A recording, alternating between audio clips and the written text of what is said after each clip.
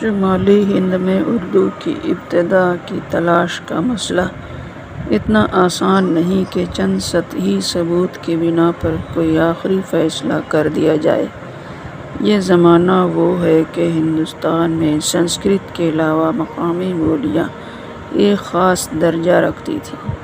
انہی کی ارتقائی صورت سے اور کھڑی بولی کے حوالے سے اردو اور ہندی کی نئی شکلیں نمو پذیر ہوئیں، لیکن زبان کے قدیم ڈھانچے پر نگاہ کی جائے تو ایسا محسوس ہوگا کہ ایسے الفاظ کی کثرت ہے جن کا رشتہ جدید اردو سے دور دور تک نہیں ملتا۔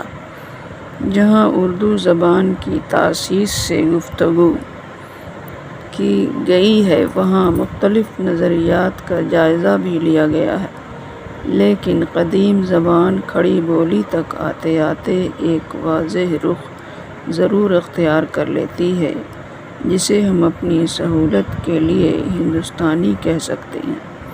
مسلمانوں کی آمد کے بعد فارسی عربی زبانوں کا اختلاط ایک لسانی عمل ہے، جس سے کوئی اختلاف شاید ہی کر سکتا ہے۔ اب کھڑی بولی کا روپ بھی نیا ڈھنگ اختیار کرنے لگا۔ نتیجے میں ہندوی ظہور پذیر ہوئی، جس کا رشتہ بعد میں دکن سے قائم ہوا، جہاں ایک الگ نہج پر اردو یا دکنی ارتقا پذیر ہوئی، ساتھ ہی ساتھ شعر و ادب بھی۔ لہٰذا یہ بات غلط نہیں ہے کہ صوفیہ نے اپنے طور پر تبلیغ اسلام کے لیے مقامی بولیوں کو کسی نہ کسی طرح برتنا شروع کیا۔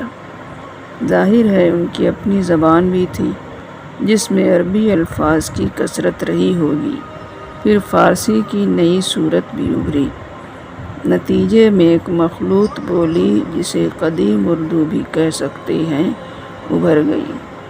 نئی تہذیب کے اتصال کی صورت کو جمیل جالبی اس طرح بیان کرتے ہیں: نئی تہذیب کے اتصال رفتہ رفتہ اس زبان کے کینڈے، رنگ ڈھنگ اور ساخت اور مزاج کو